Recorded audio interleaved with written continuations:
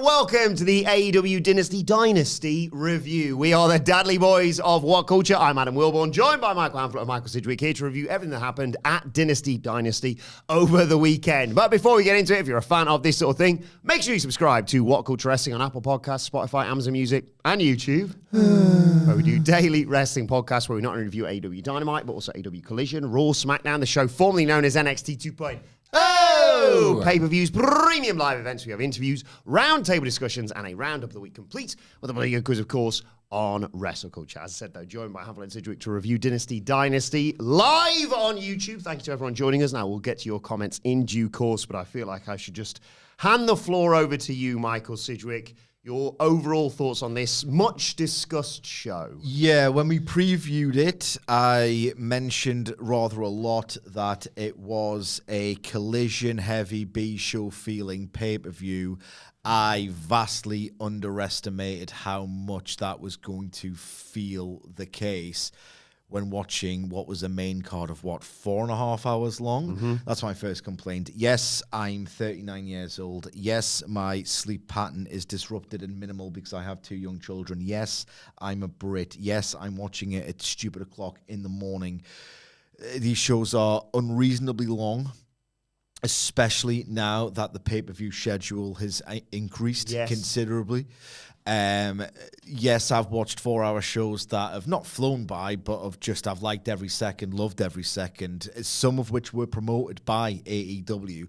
But the fact of the matter is, even the very best ones usually have 1, sometimes 2 matches that the crowd just decides to die for because you have to die at some point. I would say that there's not been a single AEW show, not a single one, where the crowd investment has peaked with enthusiasm at it's the opener, we're in the building, it's great, we're at a pay-per-view, and either stayed at the same line or peaked and never dipped. Not once has this happened. It has needed to be reconfigured for quite some time at the best of times, and now, when we're doing B-level pay-per-views, very evidently, this needs to be addressed. It won't. Less is more. Tony Khan will never get that. And just to, provide at least what I think is the explanation. I suspect Tony Khan has realized three collision rematches, or 2 or 3 collision rematches. I'm fairly certain there was 3. Either way, no, definitely 3 matches on this pay-per-view that I've seen on Collision this year, or last, and the sense of, Hammond Page isn't wrestling, MJF isn't wrestling. It definitely feels like the most B-level pay-per-view we've done. I think his answer, because this did exceed the 4 hours on the main card, yeah. I think the answer was, we'll just give them more value. No, that's not how it works. It just felt, honestly, at times punishing. I will say, before this gets too miserable, that there were matches on the show. There was one match I would describe as phenomenal, if a little bit flawed. One match that I'm going to put over to the hill that isn't that. A really strong match that I think is a credit to one wrestler in particular, and some good stuff within the other matches. Oh my God, this was too long, and I'm fairly certain Tony Khan must have thought, on paper, this isn't really up there to our standard. Let's give them an extra half an hour. And that's just Tony Khan for you. He will never, ever grasp less is more. Stands true of, this isn't us just saying, I had to wake up really early to watch this in the UK. Didn't say this at All Out 2021. It didn't say that then, obviously, yeah. But also, you're right. Didn't say it for Revolution 2020. In terms of fans getting their money's worth, like you say, and me and Andy sort of talked about this on the news, the overall conversation about this pay-per-view will be, like you say, very negative, and especially with what happened in the main event and stuff like that. Middling. I don't think very negative. Well, yeah, I think the immediate headlines coming out of it, I should say, it has been more negative. There was some really good stuff on this show that I don't want to gloss over. But you're right in terms of that audience engagement. It's not just like, I'm American and I'm watching this at 7 o'clock in the evening. I want as much wrestling as I can get. I understand that. But if you're in attendance and you've already watched 2 other matches, one of them went 40 seconds, granted, but you've also got then, this gargantuan 4.5 hour show, it's impossible to keep that level of... Yeah, of course it is. And the best shows, you just feel like, this is a party I never want it to end, but it does, and you're still there wanting more. And I don't know. And I don't know if it's a generation thing. I've seen, again, Meltzer often cites this. There have been peak era New Japan Pro Wrestling shows that have gone the same length, that have just flown. Yes. And one of the key reasons is they don't do like glorified main event length matches in the opener or third. You can they increase in time, match on match on match on match on match. They are expertly designed, or they were, sorry. Can't talk about brilliant New Japan in the present tense, that's for sure. To just not burn out the audience, not burn out the audience, not burn out the audience. There is at least one match on every single AEW pay-per-view that dies a death because of the sequencing. And another YouTuber in the comments writes, sometimes I don't want 20 nuggets, a burger and 3 tendies will do. Yeah. What do you make of it all, Hamflett? I thought this was a fine show and nothing more. And I thought going into it, it was going to be a fine show and nothing more. The two things I want to pick at, because, and we do this with these live pay-per-view ones where sometimes we try and do it chronologically, but we're going to bounce around. Yeah. I saw the criticism this morning. You watch a show, you log on. We're recording it in the afternoon, so enough time's passed. So I don't think this is just like us reviewing the discourse. I think we're joining it, if anything else. I genuinely feel like a lot of the discourse I saw is people criticising AEW incorrectly, honestly. And I think we're in a bit of a loop now with this Jon Moxley thing. I think there were people criticising Jon Moxley defeating Swerve Strickland that at this point just feel betrayed by AEW. That they feel like AEW is their thing and they're not being given what they expect from their thing. We previewed Dynasty, and since this match was made official, has at any point any of us thought that Swerve was going to beat Jon Moxley, right? Now, we're just 3 people in a room, but no is the answer. And we said that on a preview, we've entertained finishes. 1% of doubt, and you want to create the finish in your head, but that's good booking, right? You want to, but it's 99% certain is certain enough that Jon Moxley is going to retain. It feels like there's a grand plan, and we can debate all day whether or not they should have pivoted a long time ago, whether they should pivot now, or whether they should pivot the next show. But it doesn't feel like they're going to pivot. It's never really felt like they're going to pivot. I don't quite get, if I'm being brutally honest, the anger this time around. I do. Well, but I understand that Swerve Strickland is beloved. And I understand that Jon Moxley is pissing people off. The Death Riders, the story, the belt in the briefcase, it's just pissing people off. It's the Triple H 2003 heat. It's not good heat. I'm not advocating for any of it. I just feel like it's developed an anger in fans so much that it feels like whenever AEW does something that doesn't feel like it's got its finger enough on the pulse of the majority of AEW fans, it scans as this real dark betrayal of those fan sensibilities, or those, your core audience, or whatever it is. And these are unquantifiable things, hard things to nail down. So hard things for Tony Khan as the boss here to decide when is the right time to pivot, if at all. And it becomes apparent he's not going to pivot. And I feel like AEW is in relatively good health, and this was just a fine show. There was some pretty rubbish stuff on it. There was some pretty drab stuff on it, but it was a fine show.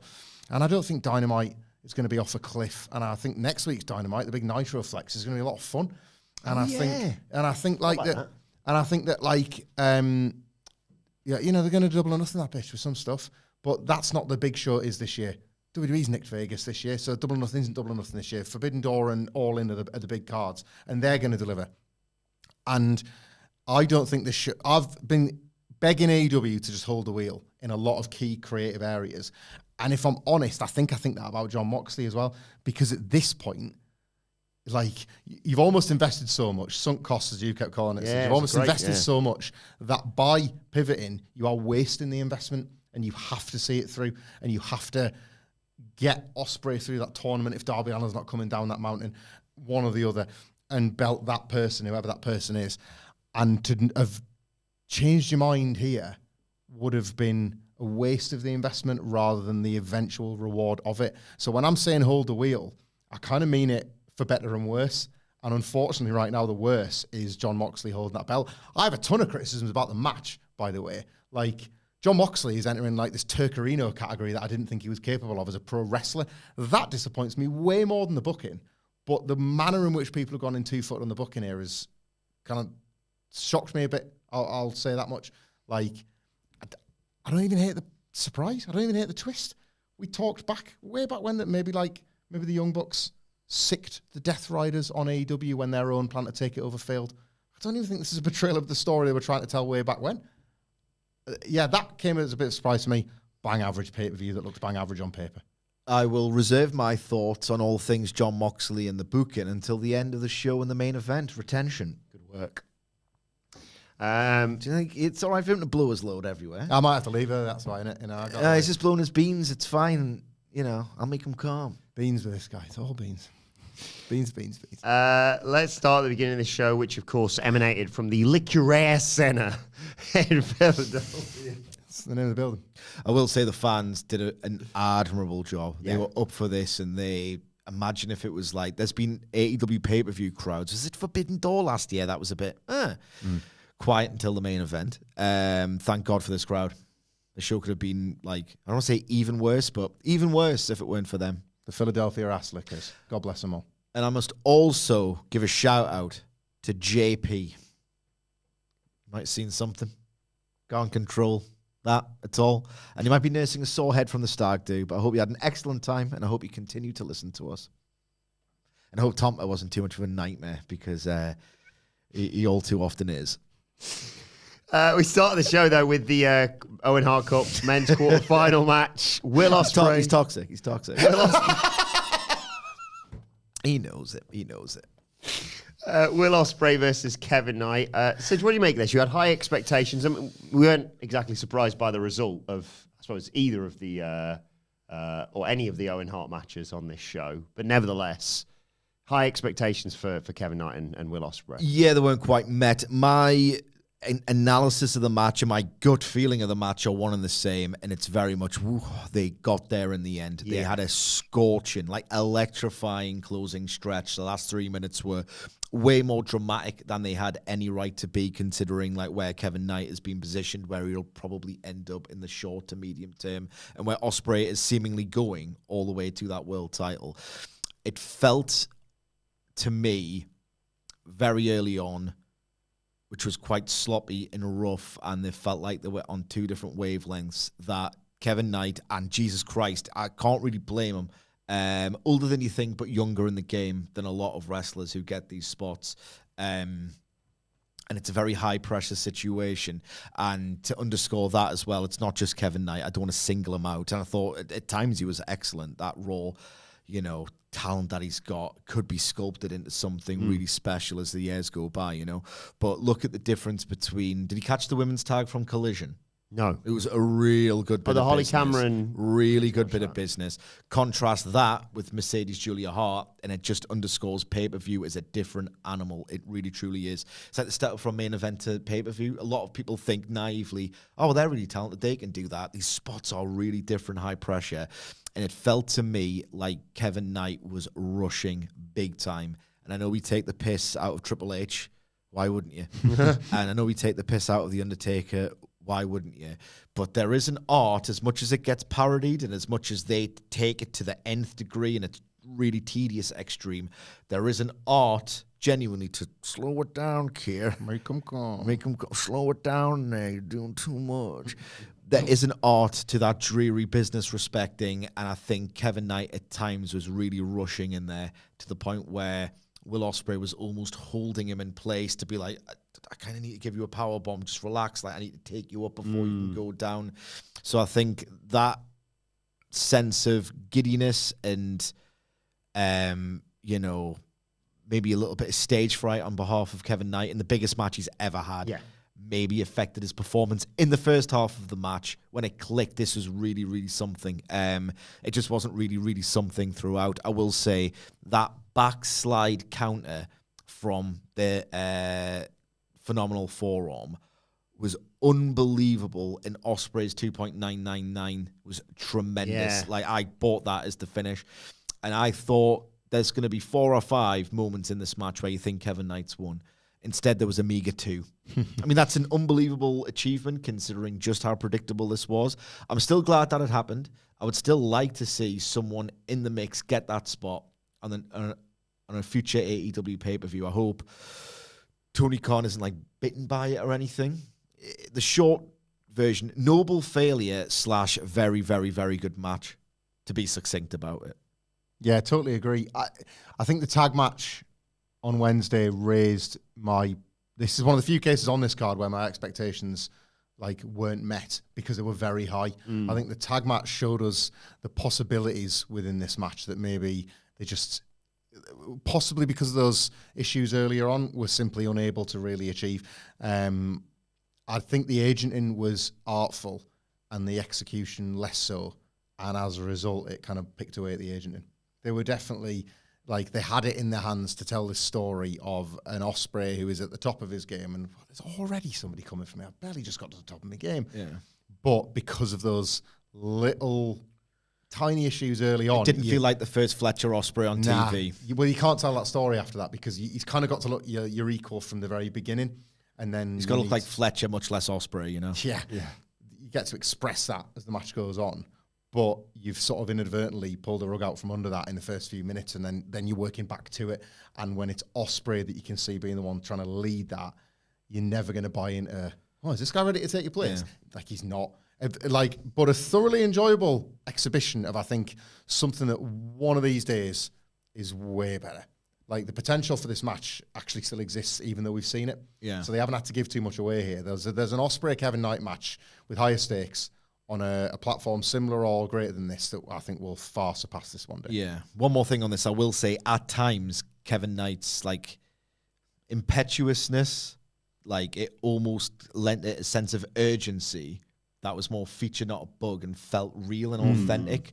But at times it did sort of, you could tell that they were just messing the odd thing up, you know. Following that, the AEW World Tag Team titles were on the line, and the Hurt Syndicate retained, courtesy of help from their newest member, seemingly, Maxwell Jacob Friedman, who clocked Big Bill when he was on the outside near the audience, and led to Brian Keith getting taken out by Bobby Lashley and Shelton Benjamin. Second pay-per-view in a row for the Hurt Syndicate that I don't think did them any favors whatsoever. I think this was the wrong match. It's weird, I hate it when people go, I know more than the wrestlers. I've got an opinion. I would have laid this out much differently if it was up to me. I think the idea was Hurt Syndicate are absolutely massive, powerful, strong, dominant, but Big Bill, Christ almighty, he's he's class as well. He's strong as well. If MJF can take him out, he's done them a favor. And I think the idea was protect the Hurt Syndicate, make Big Bill appear like a threat, have MJF neutralize that threat, take the episodic story forward. Taking the episodic story forward is something you could have done on episodic wrestling television and not a pay-per-view match, which this felt nothing like. I would have had Hurt Syndicate, who in neither match on the last two pay-per-views have felt like absolute powerhouses who just bully people for fun and for money. I would have had them kill Brian Keith. Just kill him early. Have fun with it. Big Bill comes in, pick on someone your own size. Hang on, is Big Bill kicking ass here? MJF, punch, finish. That's what I would have done. It just felt like Noutner Summit. Again, nothing to something for the second pay-per-view match in a row. You've hit upon something there that I couldn't quite figure out last night when I was watching it. They have moved away from feeling like the Powers of Pain or the Road Warriors in these matches. I will say... sorry, go on. No, well, and I understand you got to get there, and then even, it's not sort of rewrite history. The Road Warriors would sell. They would have longer matches, and then they would physically, overcome their opponents. Again, it wasn't just a parade of squashes time after time after time. So you have to find the middle, I guess, with the competitiveness. But have they gone there too soon? Have they gone there too early? Even with it, as I say, they're telling the story now with MJF. Have they just done away with that bit a little bit too early in the Hurt Syndicate's I was existence? having loads of fun with that. Yeah, they only debuted in 2025. They're so recent, and yet... But as a tag team. Yeah, this sort of arrangement of them already feels part of the furniture. And you don't really want that, do you? You want them to still feel sleep. I think, I have my suspicions that the Hurt Syndicate... I don't know how this MJF thing plays into this, but I was going to get to later on, it feels like they're sort of laying some pieces out now for Blood and Guts / Anarchy in the Arena. I'm wondering if you could use the Hurt Syndicate as the baby faces on the other side of whatever your heel lineup's going to be. Now the Ops and Hangman and Swerve versus Death Riders, I think. I keep forgetting about the Ops. Death Riders, Bucks, Ops, Hangman, Swerve. Anyway. Crew, probably, somewhere in there. You love the Crew. I love the bloody Crew. I will say this is not an excuse because they had ample time to reconfigure the match. I get the impression, because it was meant to be Big Bill and, Lance Archer and Brian Cage. the Murder Hawks or whatever they're called. Murdoch Monsters. That's it. Yeah. I think the idea was meant to be, hang on, I thought the Hurt Syndicate were the big strong lads. They're giving them a run for the money. Let's just have MGF equalize it. But even so, they could have had more fun with this match. I want to see Bryan Keith get, beaten around. Yeah. It would have been fun to just play with their food at the end of all this. Well, I did like MJF's face and subsequent tweet. We hurt people. Yeah, we do. I'm already in, if you think about it. I'm real excited for Wednesday. Yeah. Real excited to see how they follow up on that. Following that was the Women's Owen Hart Cup quarterfinal. It was Julia Hart taking on Mercedes. Moné. Hi to Corey Mills in the chat, by the way, who says, all right, lads, Julia Hart has one of the best entrances in wrestling. I hope she becomes a more phenomenal wrestler to match that presentation energy. No real surprise, Mercedes winning here, Sidge. No, I don't think this is very good. I've got 3 takes on this match. Here they are. Take number 1. The layout was, I think, quite clever. The layout was quite clever. Although there were elements of the layout that really asked me to take Julia Hart seriously as this otherworldly presence. I've not been able to do that since she returned from injury. No. The buy-in of Julia Hart, mystical powers, vaguely defined, or if not actual supernatural powers, this presence that can wrong-foot her opponents and spook them, even if she is not necessarily spooky. I don't have the buy-in, and there were elements of this match where you had to buy into that. I simply don't. Point number 3, too many botches. Like, if you're meant to be portraying a character who's got this unsettling mystique about you, and she can make you, make mistakes, you yourself can't really make mistakes, or it just completely blows up in your face. I thought this was, in a more succinct way, really too ambitious. Yeah, some elements of it were good because the layout and the conceptually a good match. If a bit of a stretch, just not for me. Paul Abbott, by the way, in the chat says, another match that should have stayed on TV. Well, like they're entering, and I'm thinking, The I want to graphic watch. look TV ass. Yeah, I want to watch this, but maybe not here. Yeah, it's AEW, right? So if you want to trust the process, you can say, well, like maybe the reason this was here is because Mercedes Moné is a money performer. It's in the name. She wrestles pay-per-views. Just wouldn't have put her up against Julia Hart. Julia Hart, on the other hand, we're reviewing something now where we don't know the follow-through. Like, if there's any kind of story here that Julia Hart gets to actually respond to this loss, and wins and losses matter, not so bad. Unfortunately, she's in the Hounds of Hell, who have kind of been established as a bit of a loser group. So we don't know yet if she was just somebody to beat. If she's just a designated jobber to the stars, there were probably better ones to pick that might have been able to have a different chemistry to explode with Mercedes Moné, because I think that was a little bit at play here. I wouldn't say in-ring chemistry, although there were botches, so they weren't ideal, but character chemistry as well. Like, how much does Mercedes Moné sell the spookiness or the kind of the extra added ingredient that Julia Hart brings? She wouldn't have had that problem to face if it was another job at the stars. Yeah. But I will reserve full criticisms, because if this is a Julia Hart thing as well, we've seen vast improvements and strides forward in the women's division. If there's something for her off the back of this that isn't just first round tournament defeat, then it was worthwhile doing it. But there was probably other people you could have picked for this match instead. Jeff Oliver writes, are we seeing some symptoms of Jerichotosis with Mercedes Moné using Harley and Athena to maintain momentum? Absolutely not at all. I politely, respectfully disagree, because Holly Cameron working with Mercedes Moné has been the making of her as a TV character. Holly Cameron spoke glowingly of Mercedes on Talk as Jericho, and I just don't think there's any sense at all. Like, if Holly Cameron was absolutely amazing in the ring, the finished article, and Mercedes had just beaten her, yeah, but no. I mean, she's just gently guiding her on her way as that ace role is, and all that money she's getting positions her to be. The Athena, I don't know where the story's going. It screams series to me. They wouldn't have teased Billy Starks taking notes all those weeks and weeks ago, and the match itself with Billy Starks for a semi-final result. So I think there's a series in this. They've started at the end destination and they're working backwards, aren't they? So. Right, let's talk about one of my favourite parts of the show, actually. It was the World Trios titles on the line. The Death Riders, Claudio Pac and Wheeler Yuta versus Rated FTR, Cash Wheeler, Dax Harwood, and Cope. It's weird this because all I want to talk about is the post-match. Yeah. Do you want to talk about the match first? Yeah, I mean, there isn't a great deal to say. I thought it was very slick, very tight, very engaging. It wasn't too action-packed, but the good version, or the good byproduct of that is FTR of late have had maybe the odd too ambitious layout where they flub the odd note. This was really tight, really engaging, didn't outstay its welcome. These are usually synonyms of, didn't care that much about it. And truthfully, I didn't, but I thought it was really well wrestled. And I think that they knew why go do this lung-blowing effort. Like FTR on Collision, not involving CM Punk, have had some awesome trios matches. This really wasn't it, but it wasn't designed to be because everyone knew the focus would be on the post-match. I got the sense of like Rated FTR basically fighting 3 versions of the same Pokemon in different evolutions. It's like Wheeler Ute is the first one, who got the win. Good choice, I thought. He's from Philly, yeah. Psycho Knee, obviously, to Dax Harwood after not a miscommunication, but a bit of a almost hit each other there. And he got Pac, Pac, and then he just got, as you always say, Human Horse, always going in there with his head. It was Kevin Steen. To break up the pinfalls. Kevin Steen, I sound like a dickhead. Kevin Owens. It's a Steen line.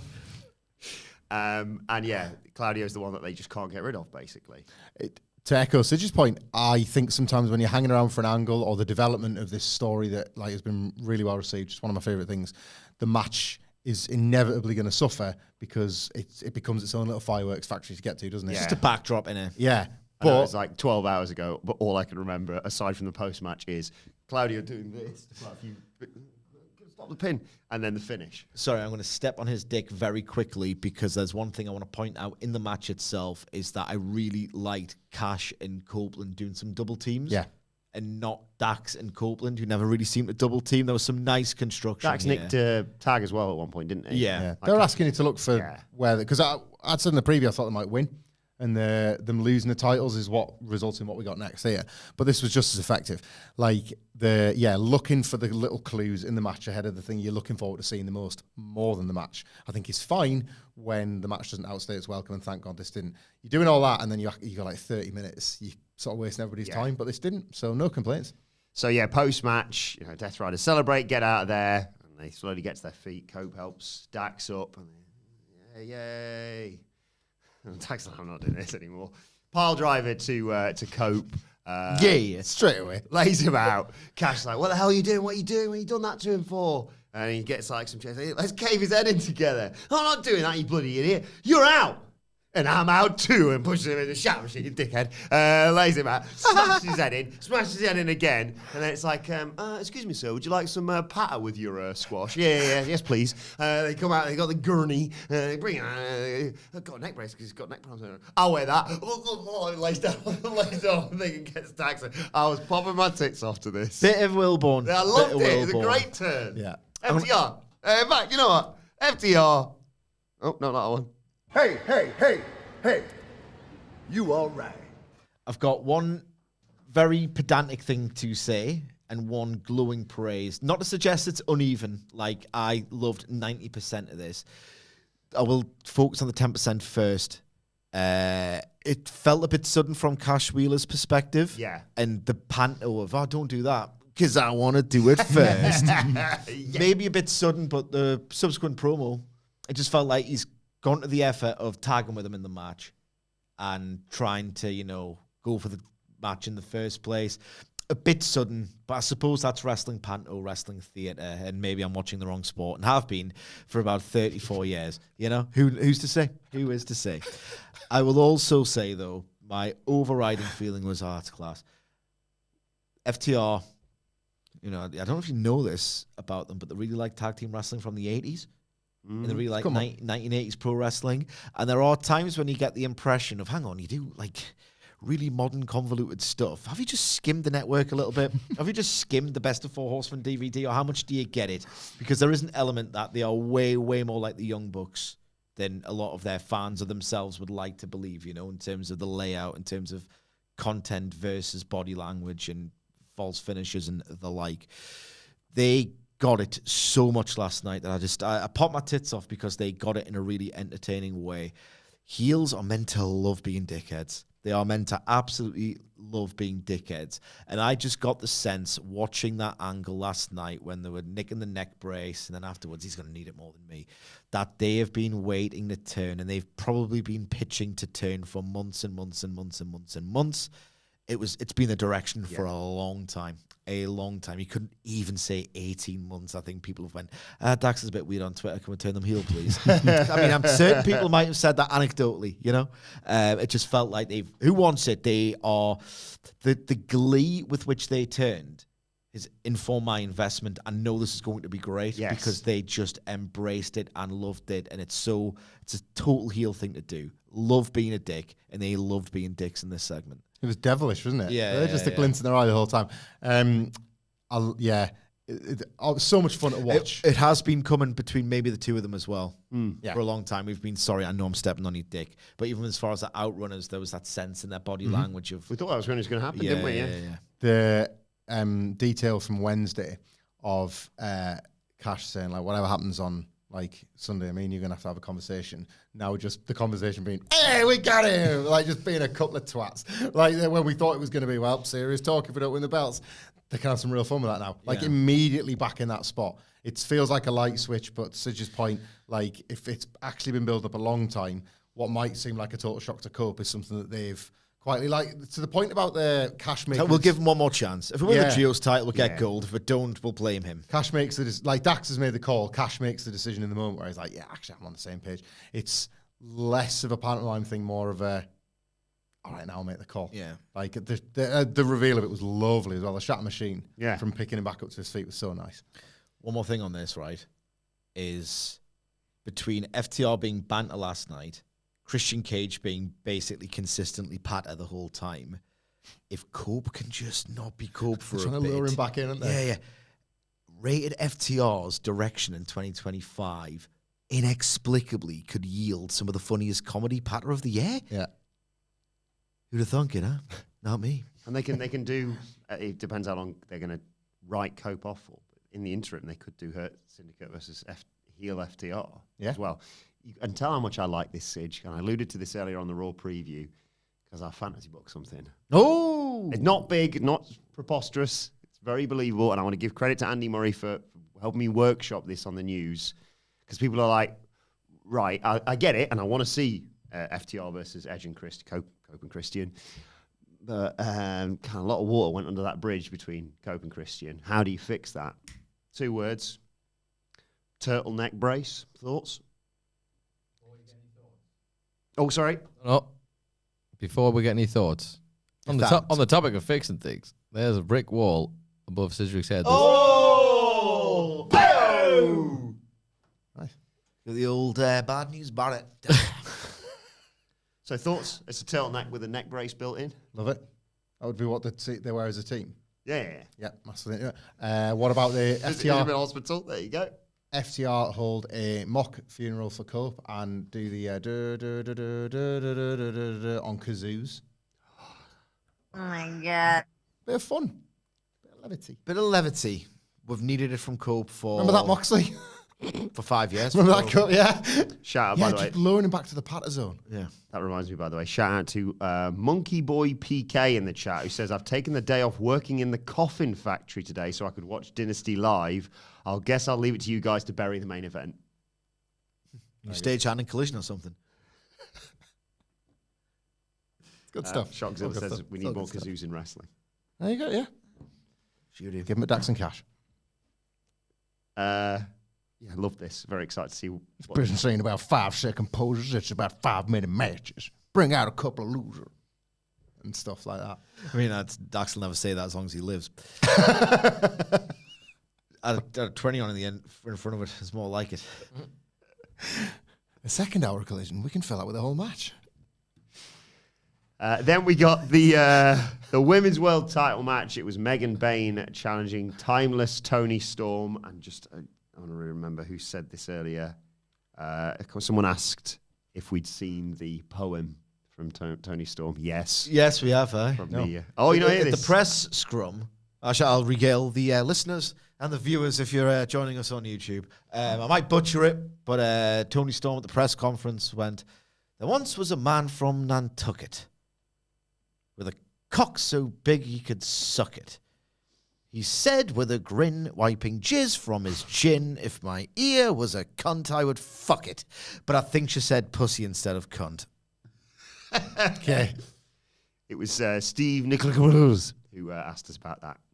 And I'm just filling you in. Thank you. I didn't know, so I appreciate this. Steve also asked, what's next for the best Greek, maybe Greek, Megan Bayne?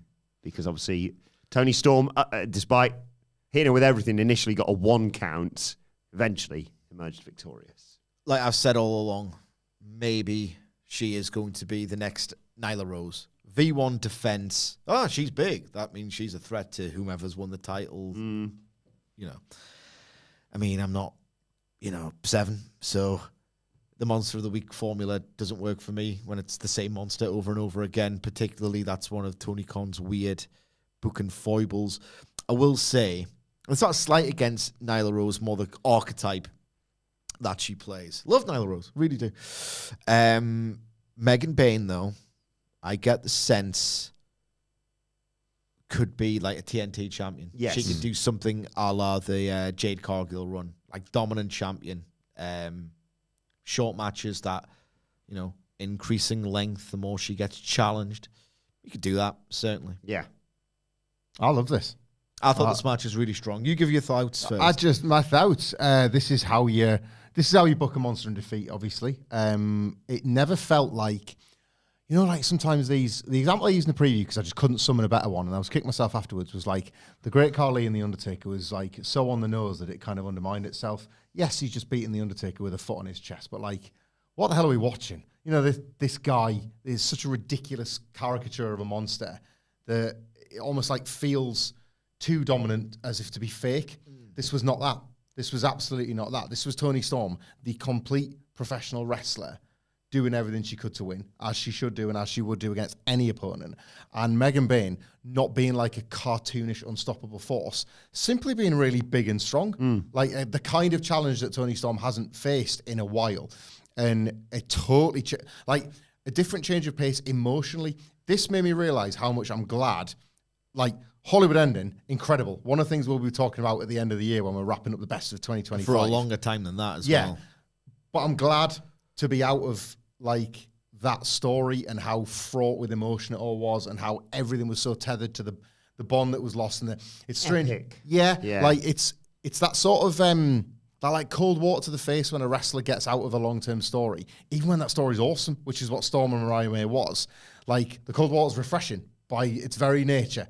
And that was what this match was. And I loved watching Toni Storm in this context again, trying to figure out how to like slay the giant ultimately and succeed in that way that pro wrestling can wonderfully, like, dirty word, protect somebody in defeat. I like watching. She's a more skilled, well-crafted wrestler. Yeah. She couldn't throw bombs with her. No. She threw the biggest one you could imagine off that top rope. That header that Megan Bayne took, that's not enough. Oh, Christ, I can't even get her with my signatures. I can't do it with that, yeah. I'll have to out-wrestle her. That's the only thing I'm better at than her. She's way more powerful than me. Protecting people got abused and destroyed as a concept because it was really effective, like once in a blue moon. And I just thought this was a very effective use of I was going to both. try to do it. Like I thoroughly enjoyed this, and like Megan Bayne, this was one of those, and like Ospreay and Kevin Knight didn't quite get there. This was a go over match, and they managed it. Like Megan Bayne got over here, and while she's not lost anything in defeat here. Yeah, I like the idea that she was strategically out-wrestled by someone who's more experienced and more intelligent, where she's this brute force bomb-throwing monster. I like the story. I like the finish was really, really strong. Good face at the for end that as well. dynamic, of like, oh, God damn it. I had her. Yeah. I battered her. She had nothing, and Yeah. I've got caught. Yeah. Yeah. I thought That's the benefit of a push when somebody's only just arrived. Yeah, Yeah. absolutely. I thought she was really strong in defeat, like a really good by design, one-dimensional performance. I just wish there was more of a reaction to the one count kick out. Yeah. I don't know if they overplayed the hand, truthfully, in that, what was it, 2 or 3 hip attacks and a Storm Zero kick out at one. Yeah. Maybe there was a bit of a groan of, oh, she's not kicking out at one after all that. Maybe they did too much for that one spot. Storm Zero might have been enough. Just the one that, Storm Zero, yeah. But other than that one slightly disappointing pop reaction aside, like a really good British. What are you laughing at? I don't know. Nothing at all.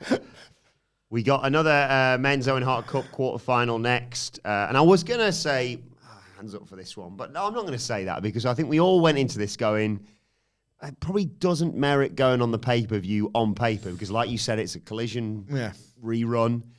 But we also said, hold on a second, this is Mark Briscoe, who we all love, and it's Carl Fletcher, who is on that Michael Sidgwick list, quite rightly. You mentioned MJF not being on this card, mentioned Hangman Page not being on this card. He's one of those guys who...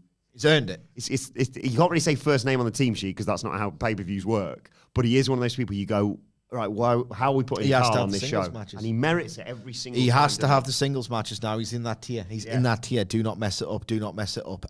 My goodness, I love Kyle Fletcher. He is goddamn amazing. You have to have him on these pay-per-views going forward in a singles match because the big selection headache is, well, Mox, fingers crossed, is going to drop the title this year. Who to...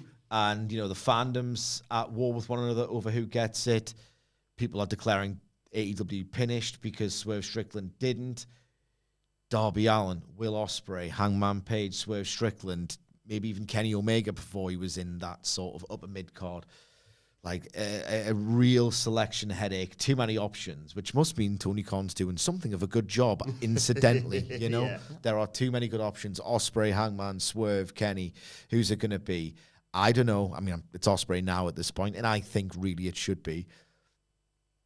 But I think the heel after that babyface who dethrones Moxley is cut and dry, and it's Kyle Fletcher. Yes. Give him that world title. I don't want him seeing feud with Adam Cole. I maybe he could beat Kenny. That match, they've had one already. It would be 10 times better now. Kyle Fletcher's your next heel world champion. I'm sorry, he just is. He's absolutely outstanding. I love the layout of this match because it didn't mess about. He killed Briscoe over and over and over again. He enjoyed it as well. And then Briscoe didn't just get a hope spot. He got like a hope sequence, if that makes any sense at all, where he thought, he's really getting into it. And then, no, he's been like completely annihilated. Like, Kyle Fletcher, everything he does either looks like he's breaking a bone in someone's body, he's breaking the neck, or he's giving them a concussion. His stuff looks lethal. This is, at points, terrifying. And every single time he's in the ring, he hits harder. His acceleration is even more explosive, propulsive.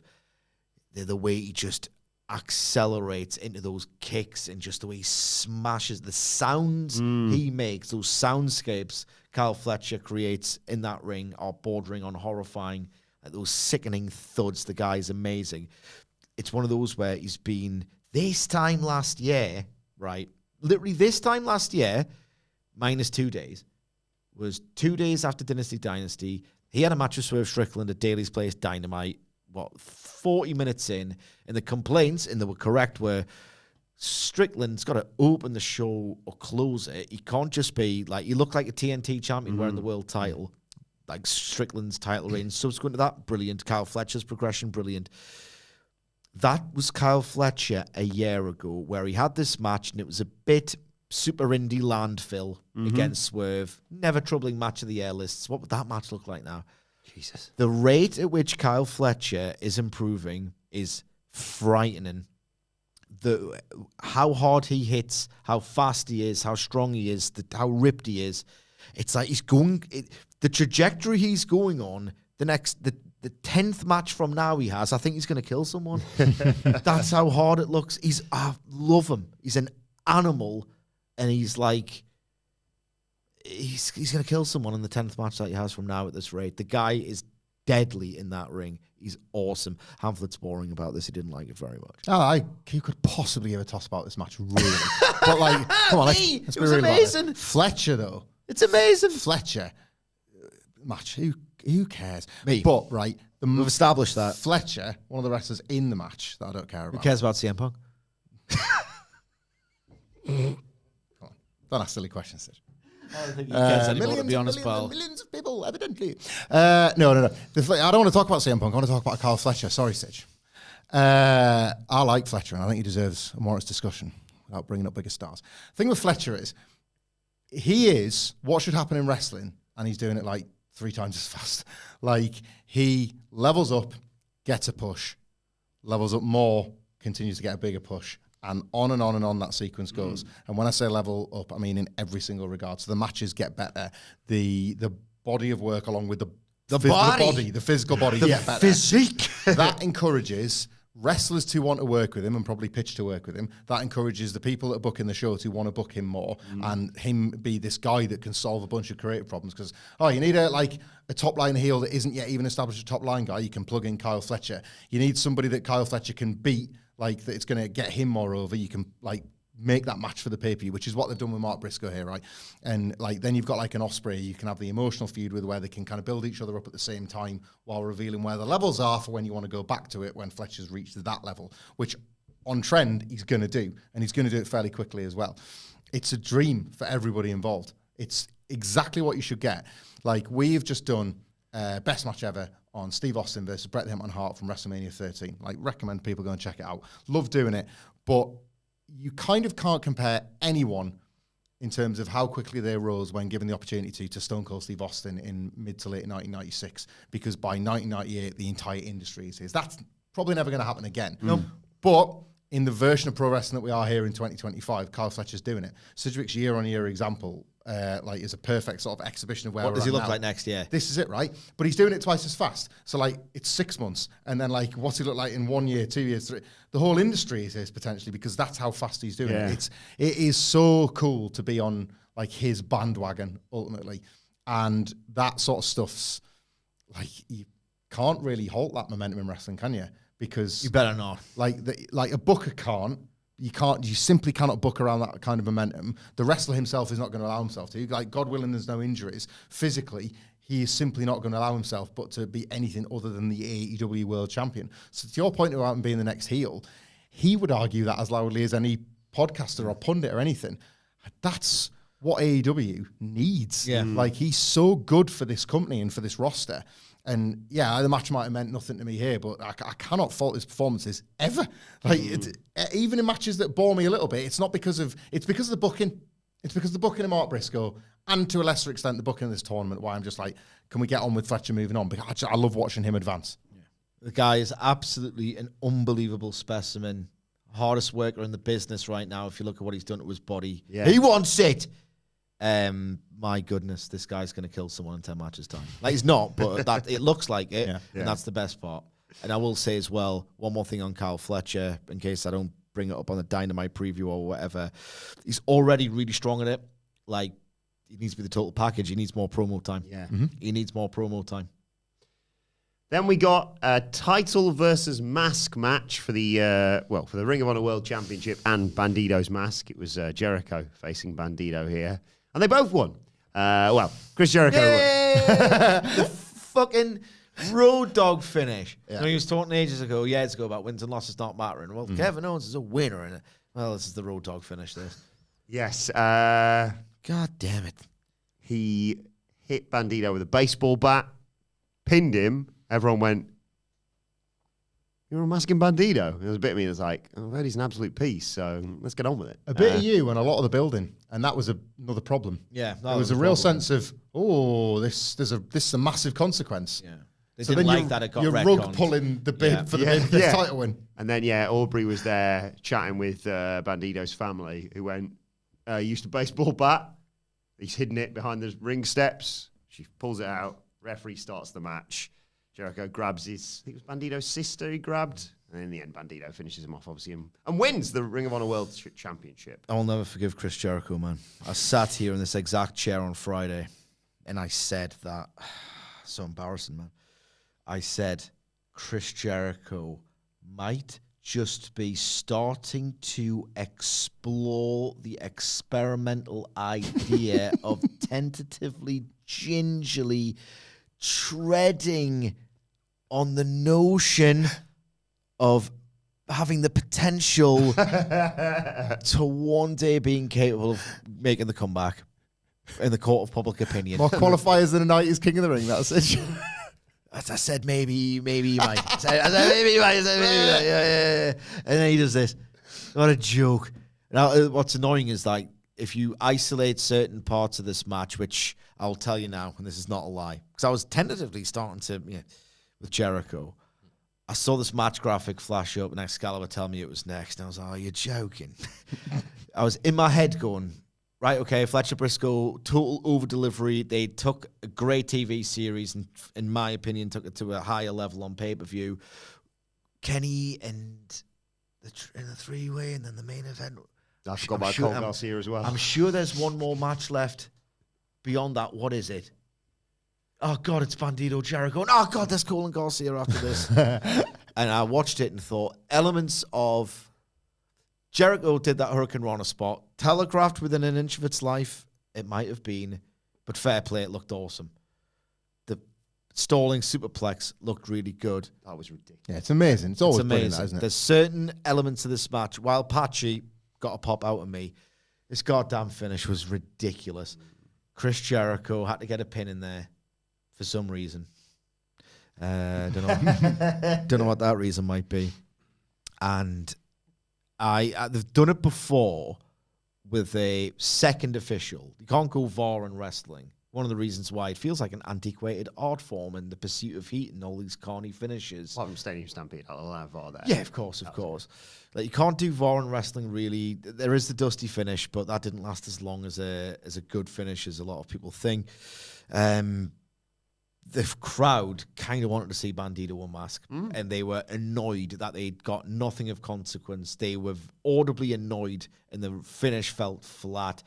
His poor family got kind of half jeered when they were celebrating at ringside. This was a finish that did nothing for no one, and the match was unreasonably long.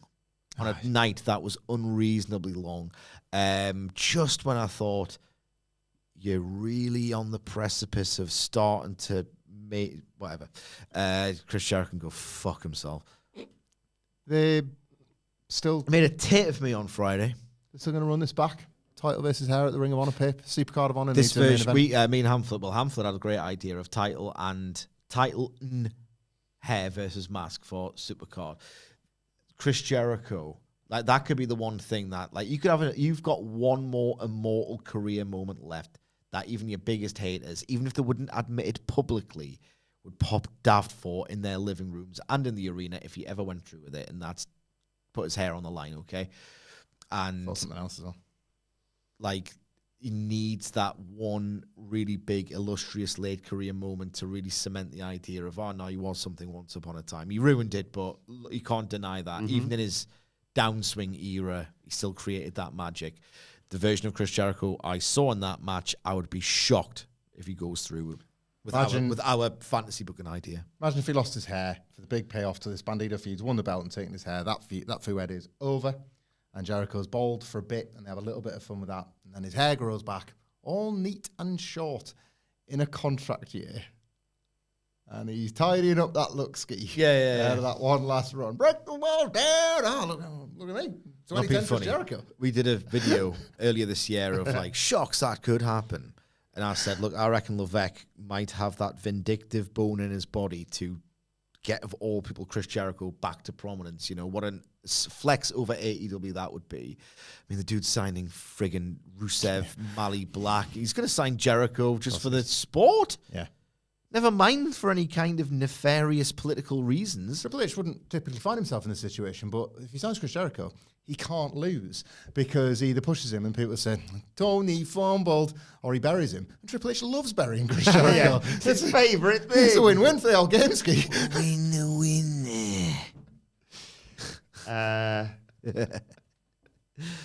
Do you think Jericho would be playing a gig in Turkey just before he went to the Fed? Oh. Do you think so? My hair's come back better than ever. I was kind of the last guy to get one of these. Huh? And if it was shaved off, he'd be primed and ready to go. That's it. I legitimately almost went to the International Championship match again, skipping past the TNT Championship match. But we should talk about it. Daniel Garcia versus Adam Cole. Kind of a job. Yeah, I'd forgotten about this match. And they did kind of trick us. They were going no time limit. They did their best. No outside did all the best moves. But Adam Cole is finally a champion in AEW, the TNT champion. Not my heart. I don't buy it. What do you make of all of this? Not very much at all, to be honest. This was one of those like almost cynical, quiet rehab project. We'll do it on Collision. We'll get the sickos to like it, and we'll do stuff that, I don't know, man. It just felt like my heart was never in the series. It was one of those where solid. I know I hate the word solid. Like, set my soul on fire, for Christ's sake. It's pro wrestling. I know what it's capable of as a medium. This felt like a quiet, solid rehabilitation project. Fuck you, Nicholas. I heard you sniggering there. What rehabilitation? What's that then? A rehabilitation, right? One of them. It's been a long day. Yeah. And I've been up since 3 a.m. God damn it. And it's just like, like doing the simple things well and struggling for pile drivers and the like. And yeah, you can't fault that, even though it's kind of boring. And sometimes if you don't do it that well. And they 3.5 hours into a pay-per-view, lads. Yeah. I couldn't be asked with limb work. Good news, they couldn't either. After about 10 minutes, that was good. Yeah, I was not in the mood for a limb work match after watching a lot of wrestling. Limb work match with people you care about. The best stuff of all time. Best matches ever, one might say. WhatCulture Wrestling podcast channel on YouTube. Brett versus Austin dropped yesterday. Good bit of work. Limb work involving people I don't care about. One of the worst kind of matches. If I don't care about you, do some moves with a Z. That, you know what I mean? But they did that at the end, so it's fine. They told the story here of Adam Cole persevering through the ankle pain, which he kind of quickly got over. Daniel Garcia was kind of like sensing the blood in the water. Oh, your beloved Adam Cole and your baby. Well, I'm going to be situational heel. And do I not get a reaction for that? Or I thought, look, Daniel Garcia is a wrestler that I think has got untold promise. Yep. Very, very clever beyond his years. I always, do some disclaimers with Garcia because I think there's something there. It hasn't been unlocked yet, and it wasn't unlocked last night. I thought his facials bordered on the cartoonish when he was mean mugging and playing heel. There was like finisher theft stuff here, which also happened in the main event. And I was like, well, what's the cause? Why are we doing it in 2 matches? Is there a reason to do it here at all? I don't know. Adam Cole doesn't feel like a champion. It feels like yet another, this TNT title is meaningless. This match did nothing to elevate the meaning of the title at all. Garcia's faces were, like me and Hamflett workshopped, there's something that we need to put our finger on with Garcia. What is it? I think he wrestles as if the technical style, the boots and trunks, he wrestles as if he already has that 2000s ROH legacy behind him. No, he's got people who like 2000s ROH pulling for a wrestler like him. I think there's a big difference between those two. He doesn't have the aura or the gravitas. And if you don't have that, you're doing limb work 3 hours into a pay-per-view, it's just boring. I'm sorry. Yeah, and the limb work, as you say, was sort of dropped in it. There was like real Seth Rollins selling from Adam Cole and this, like, care about this for a couple of minutes, then if you want to stop caring, that's fine, because I am too. Like, it wasn't outright dropped, but it didn't. It didn't sort of map that much by the end.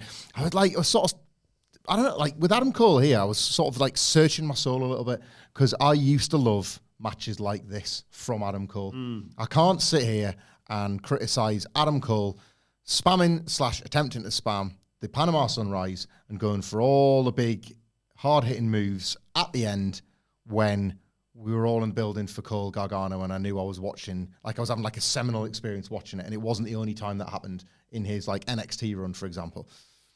And it cannot just be that it's like 6 years later and the style is dated to the point where you can't do it anymore, because, like moves matches can still be fun, or at least they can have some sort of flavor to them. This was flavorless, this match, completely flavorless. I do not know what the answer is to the Adam Cole rehabilitation beyond just sticking with it, and maybe one day, kind of overnight, it'll feel like, oh, he's actually back. Like, it doesn't feel like he's back and he's got a title. Yeah, big problem, massive problem. I don't feel sympathy for him for what he's been through. I don't feel worry for him when the match is taking place, which is a bigger problem, really, because they're trying to put over Adam Cole's fragility in the same way they're trying to put over like Kenny Omega's diverticulitis. I mean, there's one's miles ahead. Yeah, or like any wrestler that sort of had a serious neck injury or head injury or things like that. That's where all the stuff about Adam Cole's space ankle. You know, like they are trying to tell you that thing there. No mind a glowing red spot. It shouldn't exist. Yeah. You shouldn't still have one. How is he even doing this? And none of it scans at all. None of it tracks authentically. And as a result, the match just plays out to this like bored, awkward silence. Does this? My thing here is that would this be that much hotter in the first spot on the card? And I don't think it would be. No. Truthfully, if anything, this spot 3.5 hours in, whatever, it didn't save them. I don't want to patronise them, but I think the excuses can be inbuilt. I would question if this would have been this hot anywhere on the show. I think Adam Cole has been like lapped by a lot of his contemporaries and the people who've got spots ahead of him in the years subsequent to his prime. Starting to think that, you know, he's not one of the best wrestlers in the world, hasn't been for a long time. A lot of it was personality based. And the worst thing that ever happened to Adam Cole was a loss of form, because when he doesn't believe in himself, he was always quite, you know, a skinny dude. Yeah. He wrestled smartly around it, but he was always like, he was never the best. 2019, he had a case as like some of the loudest matches like you'll ever hear in your life. He projected such star power, and when you don't do that and you have your loss of form, he's the worst wrestler for that to have happened to. Let's talk about this three-way then for the International Championship. Kenny Omega versus Ricochet versus Speedball Mike Bailey. Already one of my favorite memes of the year has dropped off the back of this. But this almost went as long as the main event. 31 minutes they got here, and my word, what they did with it. This was absolutely phenomenal most of the way. A strange one to unpack and even watch. Like, I don't think it needed 31 minutes. And maybe it's just me and my just undying love of Kenny Omega. I was just happy to live with it as long as it went. I could see the analytical part of my brain was going, they've done a peak and they've gone to places where I thought, right, we're approaching the finish, and then it just went back again. Structurally, quite an unusual match. And when Edging. Yeah. Mr. Pawn over here. Mr. Pawn. Here's Mr. Pawn. Mr. Pawn. He wants grat because he's Mr. Pawn. Structurally, a very unusual match that I found quite odd. Which is quite odd. I mean, I absolutely loved it. And it was a great match. There was just an odd quality to it. That's the only word I can use to describe it. Kenny Omega's mind is unmatched. This match was really quite brilliant as a three-way, because they did the two things that you kind of have to do in a three-way match, one of which you could describe as a necessary evil. One is quite difficult to achieve, and lesser wrestlers won't be able to do it. They did a lot of really creative sequences that didn't feel too contrived, at least, you know, in my opinion, involving all three men. Like those double pin attempts with the backslides and the double crucifixes, like amazing stuff. So they did an actual three-way match involving three wrestlers who were doing things to one another. Great, that rarely happens. You also have to do this selling on the outside for longer than you would in a one-on-one. They arrived at three brilliant in-character reasons for each wrestler to spend a bit of time on the outside, which you kind of have to do at certain points in these matches. Three reasons being: one, Kenny Omega, existing diverticulitis. It's been established as something that can really slow him down. Look at the Takeshita match, which yet again, his selling in that match will date better and better and better as this run goes on and on and on, because he isn't just a slow guy who can sell and do some stuff at the end. He's kind of way more back than he lets you believe. So Kenny Omega, existing injury, diverticulitis, took him out of the match for a bit. Speedball Mike Bailey, intra-match injury with that knees. What an unbelievable bump that was. His selling was histrionic, but also like very exaggerated, but believable because the impact was so sickening, and he did it again. Ricochet, a bitch. Yeah. A bitch and a scamp. So that's why he was out of it for a little while. He picked his spots, you know. So a very good three-way match in both the areas you need to do it. Kenny Omega, some of his like actual shoot style work in this when he was transitioning into leg bars, knee bars, and arm bars. I was drooling at some of those transitions. They were amazing. I loved so much. There were certain bits of, it's one of those matches where you can't recap it. No. Just had everything, didn't it? It just worked. It just worked. I'll could do this for 5 more minutes, which I won't, because I want Hamflett to have his thoughts on it. But just loads of great little bits of action, as you'd expect. I absolutely adored the thread of Mike Bailey's knee injury and the howling agony. And there were points, even though I know he was kind of putting it on, that's the wrestler that he is, where I thought he's embellishing it, but it looked like it sucked, and it looks like it's a sore spot, leading to the crane kick. Oh my God. Because I'm telling you, I pressed rewind on that crane kick about 5 times. Because I'm a big Karate Kid guy. I love that motion picture so much. And it was just, that's why he's been selling the knee. That's a great twist before you even see the kick, right? And then, if you ever watch The Karate Kid, I'm gathering a lot of you have, most of you have, it looks like not great in the film. It's more like a theater of the mind thing. You fill in the blank. He kicked him so hard in the fucking head that I popped daft. I didn't realize the crane kick actually looked like hard as nails, and you could do it properly. I just thought it was a nice bit of a romantic move, like a sucker punch almost in the context of the film. He brayed him. Yeah. He kicked him so hard. There's a few kicks, by the way, from Bailey to Omega. I thought that's a concussion. Yeah. Or he's just that's a hard way blood coming.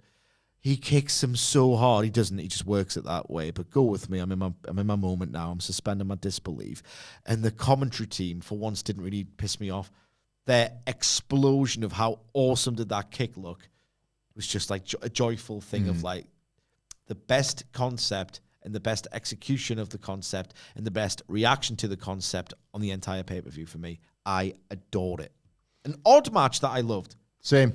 Totally agree. The runtime surprises me. It did as well, I mean. Because a little bit of it is Kenny Omega, you know. The sort of, what's the phrase I'm after? The general consensus is that when you've only got so many matches left as we believe Kenny Omega to have, maybe that's not the case. No, I think it's just great at selling. I think it's unbelievable at selling. He might just be working.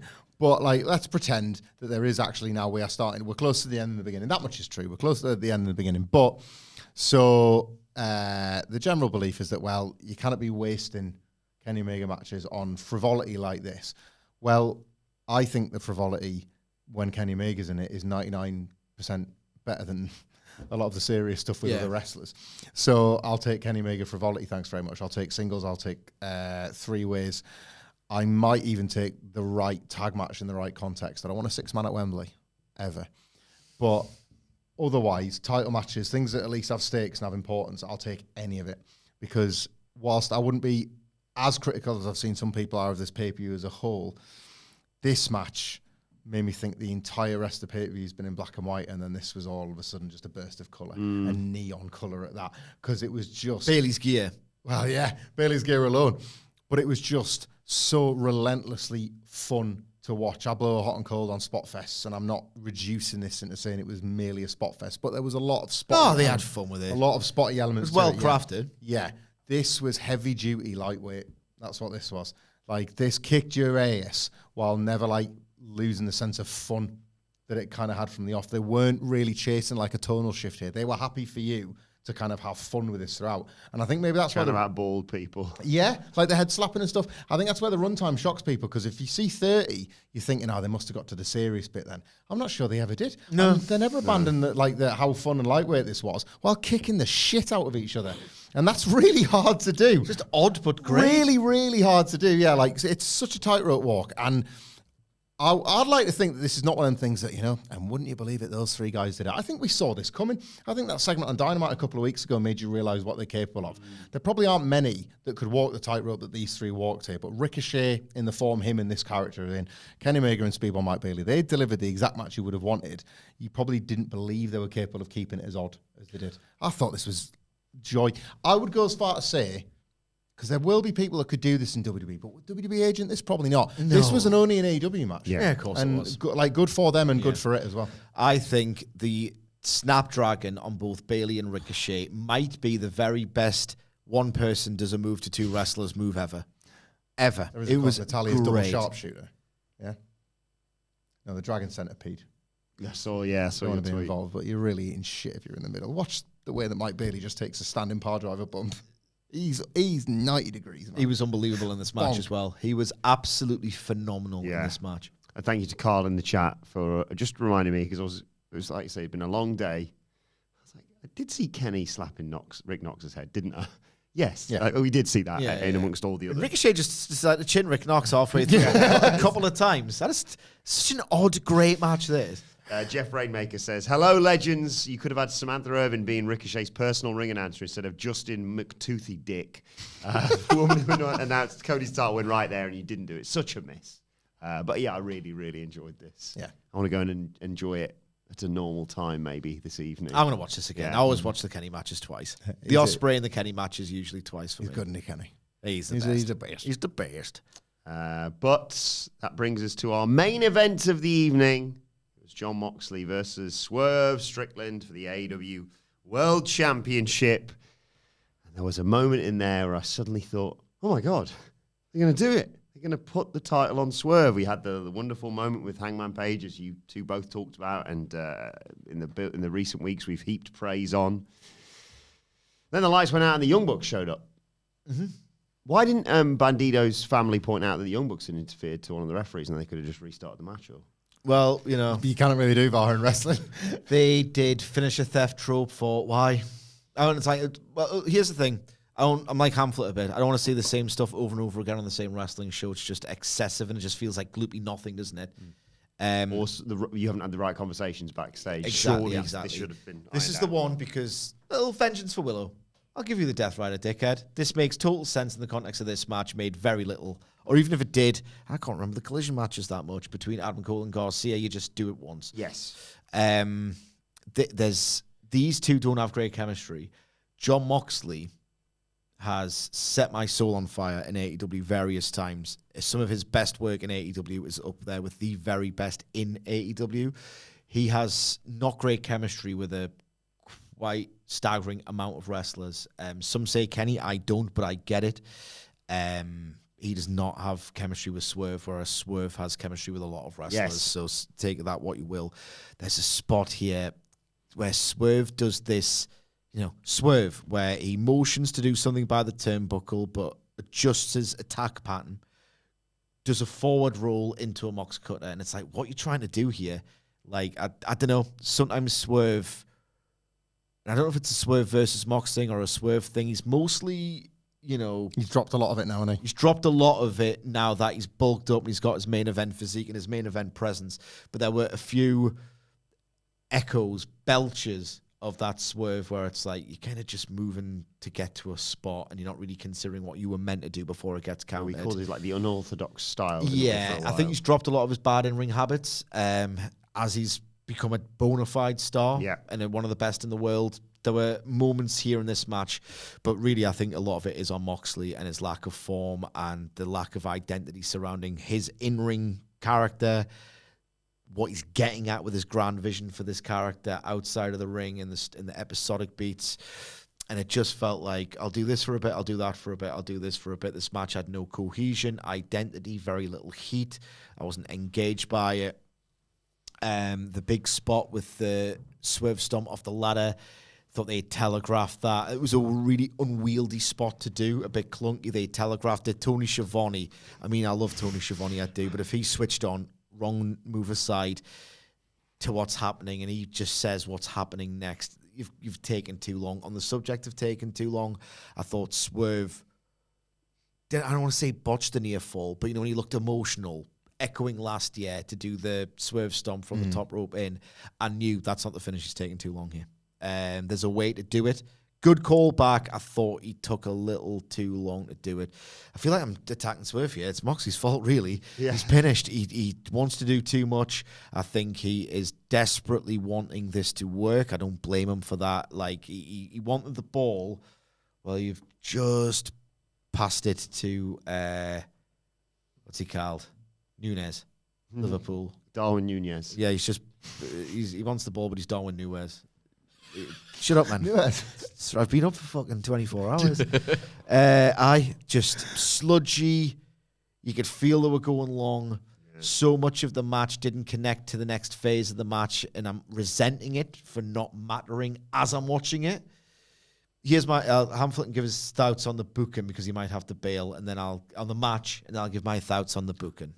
It was a crap match. And that's what I feel isn't getting discussed enough, genuinely. I think I understand that because obviously the finish is, well, the end. And there's obviously a lot of coming off the back of that people want to debate and pick at and stuff. And it feels yet another case of, we're stuck with Jon Moxley. And I get that emotional response to a point. It's probably not going to get discussed enough that this match was crap. And this weird... It's got 4 1/4 Dave written all over God, it. yeah, it's got that it does. 4 1/4. Are you sure about that? The brawling, the grappling, that's probably a more effective way to describe what Jon Moxley does in the start of these matches. The grappling is for nothing. There's nothing at the end of the chain. So self-indulgent. Yeah, there's nothing at the end of the chain. It's not like Swerve is walking around with an arm or a leg or a neck hanging off as a result of the grappling. Jon Moxley has muscled this man down and has taken advantage, right?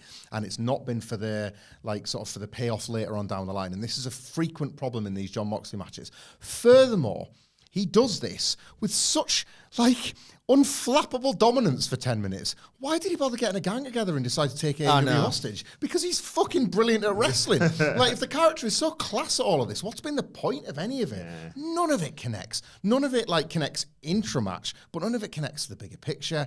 He's just getting to be hard. It's as if, I'm sure this isn't the case. I'm sure he's playing 3 heel characters at once. Yeah, at my core, I want Moxley to be doing what he thinks is best for everybody, not just for himself, because you want to believe he's this good guy.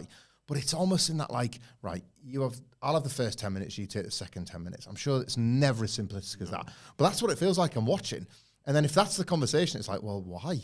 I can't get myself away, otherwise they won't buy me. And it's they're not going to buy you anyway because none of this hangs together anymore. It's a real shame. But I do think, honestly, the nature of which Jon Moxley's having bad matches is, to me, the most depressing element of this. It's no longer that the belt's in a briefcase or that the Death Riders are holding AEW back from the potential of the show being great again. It's that this is wrong. I'm an idiot on the internet. This is wrong, and I know it to be wrong. I feel like Jon Moxley has forgotten how to wrestle. I'm watching him thinking, he's in his own head. You are betraying the basics at such an unbelievable level at this point that I almost can't believe I'm watching you do it. It just feels like the end result of a lot of scrambling, introspection, trying to grab hold of it, and he's all over the place. It feels like the character is reflected in the in-ring performance. It's just all of it's all over the shop, and it's not coherent.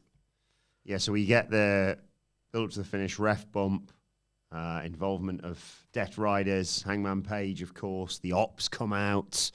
And then there's the dead eye, of course, to Mox. And it looks like Swerve's about to win the match. He's crawling after hitting the Swerve Stomp he hit? Mm-hmm. Yeah, Swerve Stomp hits the Swerve Stomp, crawls to get it. Lights go out, lights come back up. And they're holding him in position for the BTE trigger. TK, whatever they call it now. Is the Young Bucks. The Young Bucks return. The TK driver BTE. EVP trigger. EVP, that's what I was thinking of. Nail Swerve with that. Mox obviously wins the match, retains. Your thoughts on the Young Bucks coming back? Right. I love the Young Bucks. I'm still fighting for the Young Bucks. I think well done. If you're going to do this, they'll carry it. They'll gladly take that heat. And it's a different kind of heat, not a particularly effective strain of heat. We'll see, in the rating and all the rest of it. But they'll do it. What I didn't like about it, love to see them back. They're going to have an absolutely unbelievable match with Hangman and Swerve at some point. No doubts about that whatsoever. Swerve and Hangman smiling at each other at some point during that match is going to be amazing. It just is. I didn't like it on the basis of it felt like a really brutal reminder of those months when I was told by the programming, AEW's bad and needs fixed. I've rather enjoyed, tentatively, I've really rather enjoyed AEW just quietly getting on with the task of being good without making itself the central character, without desperately saying, stand up for AEW. They're trying, those wrestlers are trying to say it's bad or broken. I haven't missed that one iota whatsoever. And I gather a lot of the fans who seem to be getting energized, re-energized by the product, they haven't missed it either. I will, wait until Wednesday to let it play out. But the fact that you're saying the words "let it play out" ain't a good sign at all. But a reminder of, they were telling a storyline where they told me the company was bad and needed fixed, and I hate that so much, man. I hate it so much. Felt like we're resuming that because they were linked in storylines during that time. Don't need that in my life at all. I don't need another terrible Anarchy in the Arena match build. Not necessarily sure, I need another Anarchy in the Arena, full stop. It'll be great, but it's getting wackier and less charming the more the years go by. Hamflett you said as much on Twitter, didn't you? You don't just have to do it. They could just not do the matches. They could just do the match, not do the matches. The problem with wrestlers is that they have it in their head where more is more. Tony Khan has it in his head that more is more. We got people sat on fire. It was wacky and it was exhilarating. I don't think that third match will stand up at all if you watch it compared to the first. And my worry is that the fourth will build on the third instead of the first. Whatever. On the booking of the result as opposed to what's going to happen next week and in the lead up to Anarchy in the Arena, right? I'm going to be a boring fence sitter, right? I'm not going to be my usual, polemicist, the firebrand. I don't know what I'm saying. I'm sleep deprived and delirious. I'm just going to have a boring opinion, okay? I want that belt off Mox. I don't think in the 2-week build-up to Dynasty or the 3-week build-up to Dynasty, I got excited enough about the prospect of him losing it. I think there was a lot of projection went on. I think there was, when you look at the reaction and people just saying, sorry, Ibu, I love you, but, showed your ass there on Twitter last night. Love you, but I don't think it was happening. Murray did it as well, for shooting. Everybody's got their asses out. Everyone was having fun with the idea of a title switch that they were emotionally invested in, and I'm being a miserable bastard. I get it. I think that I wanted to live in the idea of, it's happening. This nightmare is about to end, rather than it just ending. At the same time, I don't want it to go all the way to All In, realistically. Double or Nothing, that bitch. It's not happening at Double or Nothing. It's going to All In if it's happening at all. I will see you're going to get more punishing / mediocre TV on the build to All In. Handled right, you're going to get this wave of relief of, we're finally back. I reckon the ends will justify the means. If it was up to me, I would do it at Double or Nothing. Not happening, but that's how I would do it. Like, the title probably won't even get defended at Double or Nothing. They've got multi-mans now to get around title matches and something at New Japan with Bandido with a New Japan wrestler or something. I do think the sunk cost fallacy is real, and that there will be more weeks of just unnecessarily mediocre punishing TV before this thing ends.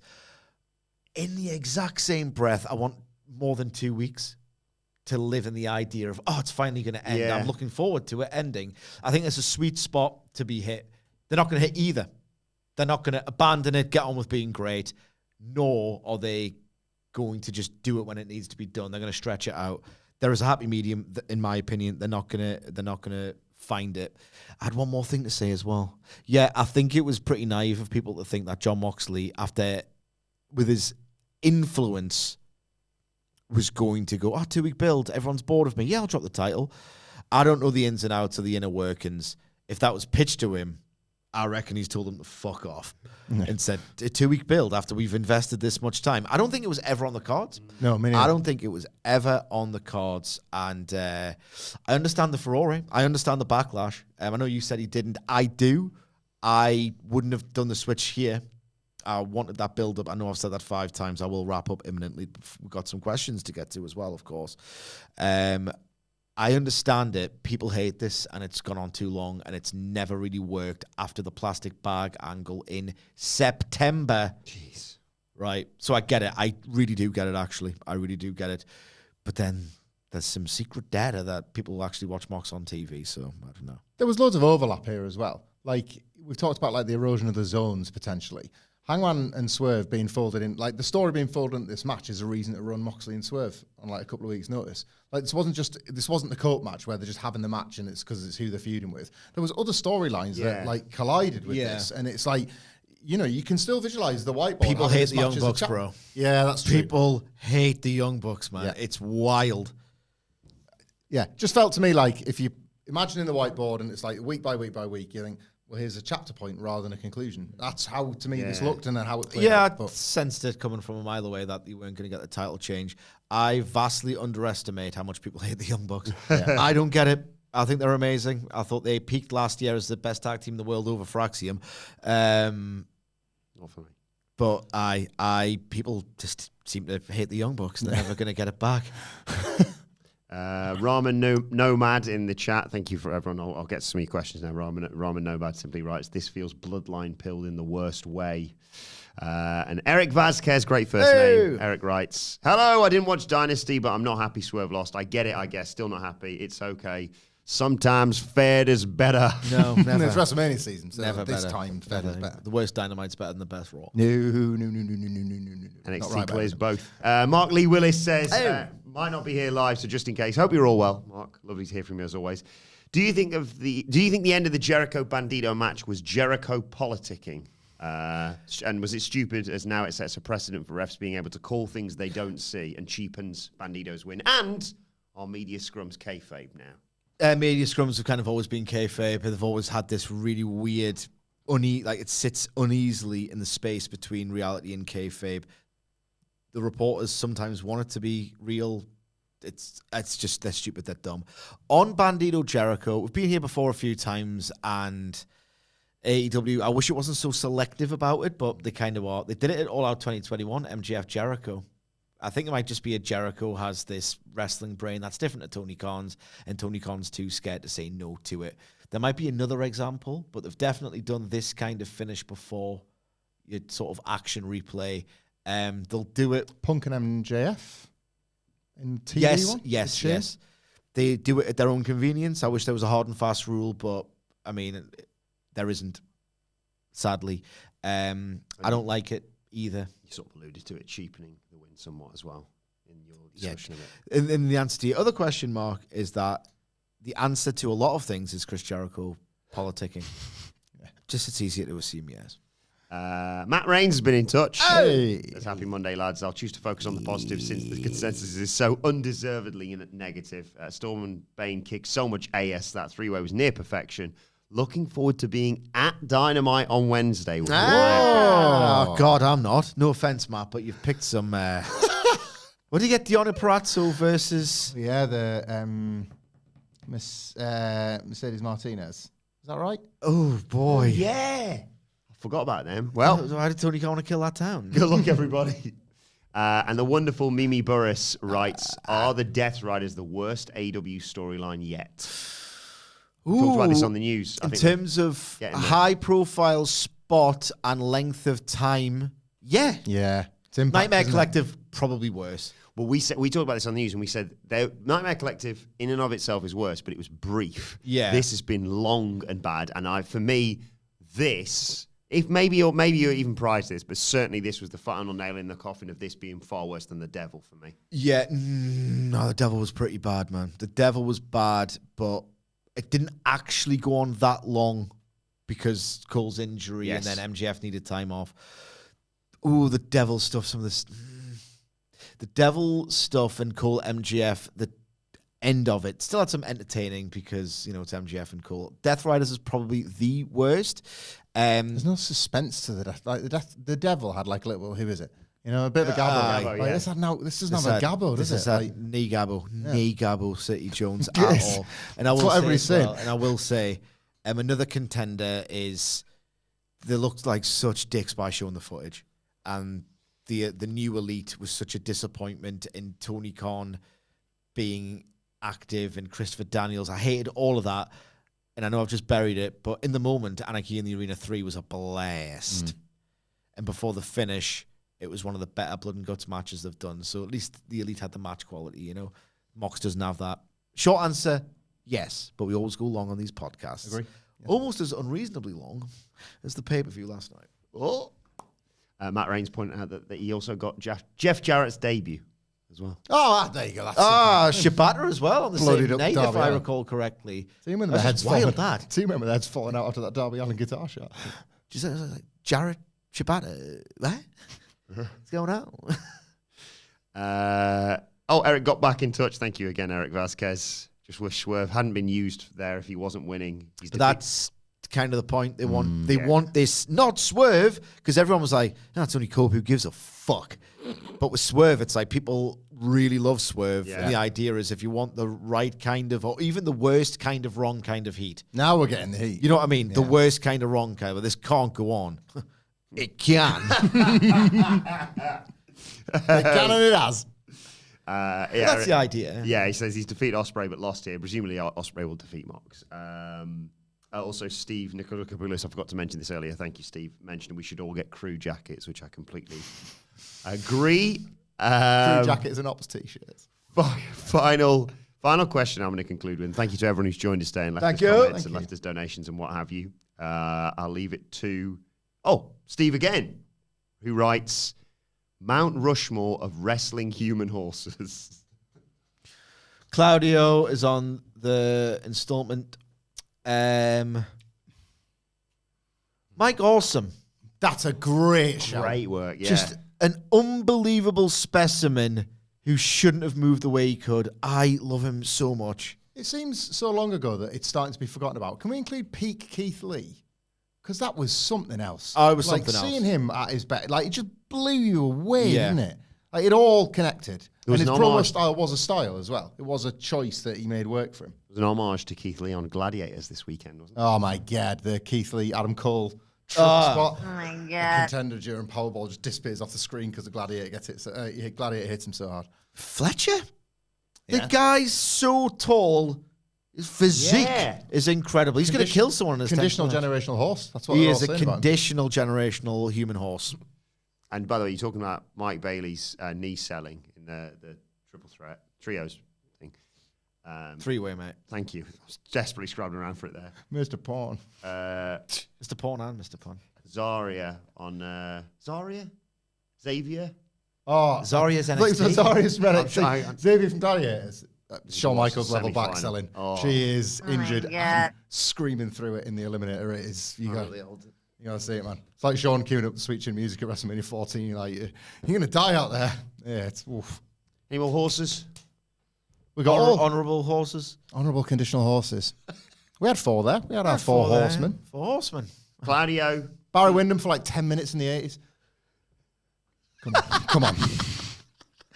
He's such a knob about anything not fed. I put over something Crockett, I guess. It was good. I've seen all 3 of the good matches. No, I mean, but yeah. But even Barry Windham himself would tell you when he was done, he was done. He was an animal. Yeah. But let us know your thoughts on Dynasty Dynasty in the comment section below or on X at WhatCulture WWE. You watch, take and follow all 4 of us. You can follow Michael Hamflett at Michael Hamflett. Follow Michael Sidgwick at M. Sidgwick. follow our brilliant producer. But Shabata's trunks as a horse in there.